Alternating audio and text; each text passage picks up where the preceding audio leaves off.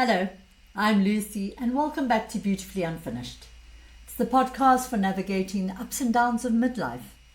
I'm not a therapist, and I'm certainly not a life coach. I'm simply a woman who has lived a little life, made plenty of mistakes, had my heart broken, I've laughed till I've cried, and every now and then I find myself reflecting on something that teaches me a little bit more about life.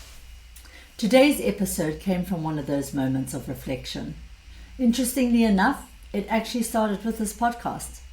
It was a few months ago, I finally decided to stop talking about starting a podcast and actually start one. To be honest, having egg on my face is not something I relish, but I also didn't want to spend the rest of my life wondering, what if I'd just given it a go? Now, when I say I had no idea what I was doing, I mean I had no idea. In fact, saying it, I had no idea, is probably an understatement. I didn't know where to begin. I didn't know what equipment I needed, and if I'm honest, I didn't even know what I was going to say. All I knew was that I wanted to give it a shot. I didn't know the difference between creating content, producing a podcast, editing audio, digital marketing, and if someone asked me to explain the difference, I probably would have said they're all the same thing. So, like most of us these days, I turned to the internet, and within minutes, I had hundreds of videos, thousands of opinions, endless advice. Everyone had a different way of doing it, and instead of feeling inspired, I was completely overwhelmed, and if I'm honest, a little panicked. Have you ever felt like that? Sometimes there's just too much information out there, and instead of helping us, it leaves us standing completely still. So I decided to do something a little different. I decided to reach out to my niece. She suggested that I contact a lady who she thought might be in a position to help. Perhaps she could point me in the right direction. As it turned out, she wasn't really in the podcast world at all. But what she did for me was so important and so amazing. She didn't know me at all, never met me. She owed me nothing, yet she got so excited for me, and as if she believed in me before I even believed in myself. She was excited about my idea, despite the fact that I had very little confidence about doing this. And instead of focusing on everything I didn't know, she focused on the things I could learn. If you've ever struggled with believing in yourself, you'll know that it's so powerful when there's someone else who believes in you first. Sometimes that's all we need. Not for someone to give us all the answers, but for someone to quietly say, I think you can do this. You go, girl. Before we ended our conversation, she told me that she knew a lady who had started a podcast and maybe I should just get in touch with her. So I did that. We arranged to meet for coffee. This beautiful, vibrant, larger-than-life American lady walked in with the biggest smile, and almost immediately I felt completely at ease. I remember thinking we were going to spend the next possibly an hour talking about microphones, editing software, all the technical things that I didn't understand. But instead, we talked about life. And at one point I asked how she managed to land up here in Zimbabwe. And that's when she began to share her story with me. It wasn't an easy story to hear. She spoke about a childhood marked by abuse, instability, and circumstances that no child should ever have to endure. Before her and her brother were even teenagers, both their parents had gone to prison, and they were about to become wards of the state. Thankfully, their grandmother stepped in and took them in.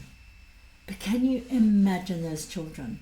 Moving into another home didn't suddenly make everything okay. Trauma doesn't disappear because you change your address. It shapes the way you see the world. It shapes the way you trust people, how you behave, the way you receive love, and some of the choices that you make. She spoke so honestly about all those difficult years and how she struggled to find her way. And as I listened, I couldn't help thinking how incredibly different our beginnings had been. Yet here she was, sitting across from me, warm, welcoming, compassionate, encouraging me, a complete stranger. Somewhere along the way, her story took a completely different direction. She found faith. She found purpose. She found a wonderful husband who happened to be a Zimbabwean, so she came here. And she chose a different path from the one that had been laid out before her. And I sat across from her and I found myself in complete awe. Not because she started a podcast, not because she was successful, not because she somehow created a wonderful life for herself. I was in awe because who she had become. Here was this woman whose life could have so easily been defined by everything that had happened to her. Yet she had chosen instead to be defined by what she did next. She wasn't bitter. She wasn't looking for sympathy. She was simply warm, joyful, generous enough to give her time to a complete stranger who was nervously wondering how on earth to start a podcast. And I remember sitting there opposite her thinking, what incredible strength that must have taken. As I listened to her story, I found myself telling her something I hadn't really put into words before, but I said, I'm almost embarrassed to tell you about my childhood. Not because it was bad, but quite the opposite. It was amazing. I had an incredibly fortunate upbringing. I grew up in a loving home. Now, don't get me wrong, my parents weren't perfect. None of us are. They had their flaws, just like every parent does. But what they gave me, my brothers and my sister, is something that I have become so grateful for with every passing year. They gave us a foundation. As I was trying to explain it to her, this picture came into my mind. I said, I feel as though my parents poured this giant slab of concrete under my feet.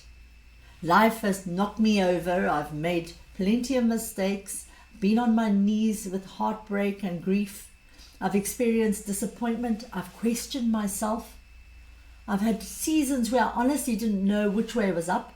But every single time I fell, I never fell through the ground. There was always something underneath me, this foundation of concrete, something solid to land on.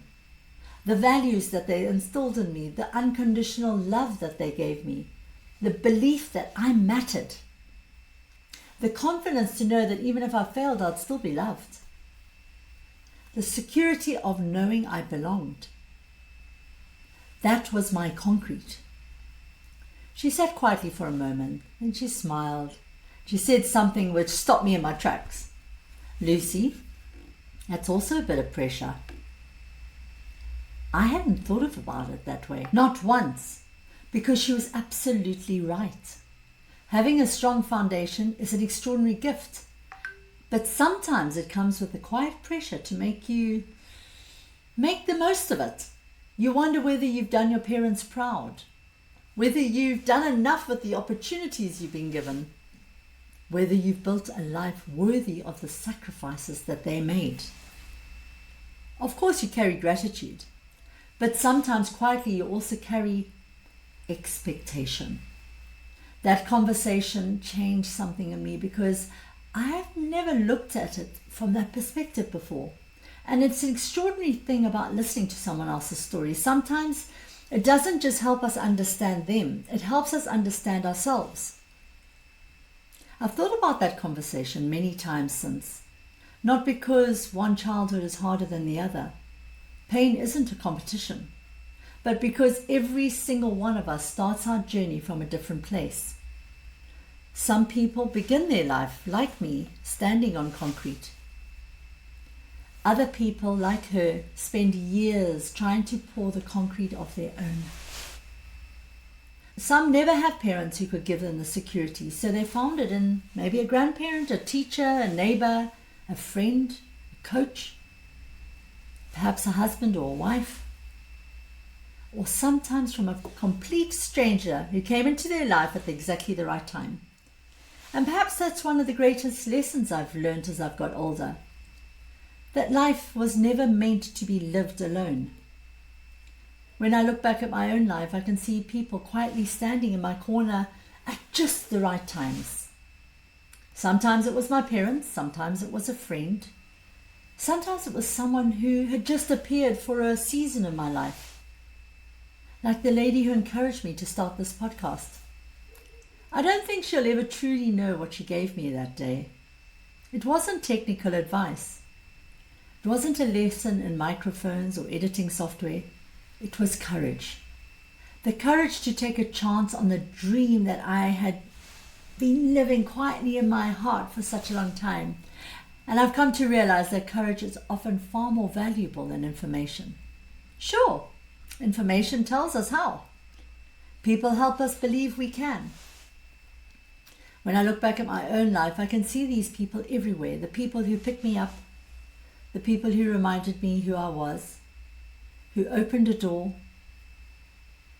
who made an introduction, passed me a tissue, listened without judgment, prayed for me, loved me, believed in me. Maybe that's what reflection really is. Not looking backwards with regret, but looking backwards with gratitude. Seeing the threads that have quietly woven our lives together. Realizing that very few of us become who we are on our own. Perhaps today's reflection isn't about concrete at all. Perhaps it's about recognizing the people who've become our foundation, the people who held us steady when life became so unsteady. I used to think our foundations were poured in childhood and that was the end of the story.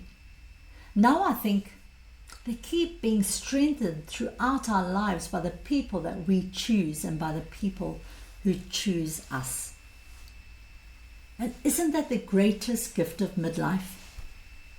Realizing our story is still being written, that we can still grow, we can still heal, we can still learn, we can still begin again. We can still meet people who are quietly strengthening the ground beneath our feet. And perhaps if we're paying attention, we can become that person for someone else. So today, I'd simply like to leave you with a few questions. Who's been building the concrete underneath your feet? Who believed in you before you believed in yourself? Who picked you up after life knocked you down? Who quietly reminded you that you mattered? And perhaps an even more important question, whose concrete are you becoming? Because maybe someone you encourage today one day will tell your story, never realizing that one conversation, one act of kindness, or one moment of encouragement changed the direction of their life, like it happened to me. We often think it's the big moments that shape us, but sometimes it's simply one person, one cup of coffee, one conversation, one act of kindness, one message with 2 words, "You're awake," changes everything. Thank you for listening to me today. If this episode resonated with you, I'd be so grateful if you would like, follow and subscribe. It really does help people discover Beautifully Unfinished, and I'd love for this little community to keep growing. Until next week, take a moment to reflect on the people who have helped you shape your journey. If you can, thank them. If you get the chance, be the concrete beneath someone else's feet. Until next week, remember, we're all beautifully unfinished. See you then. Bye for now.